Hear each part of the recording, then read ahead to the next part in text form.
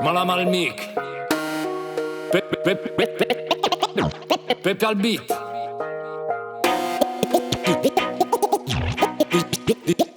DJ Assolo per 165.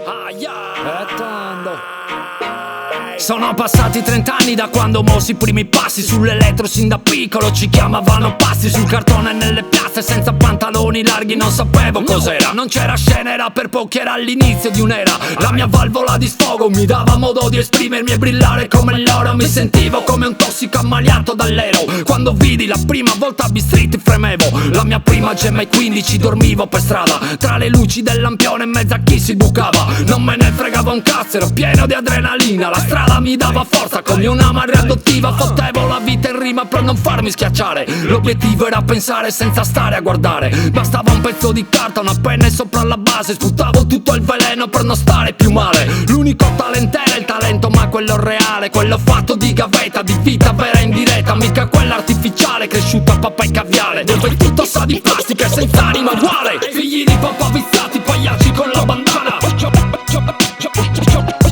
giocano a fare gli OG ma non li vedi per strada. Tre botte finti seguaci, non hanno nemmeno stile. Sono cloni della pecora più grassa e novile.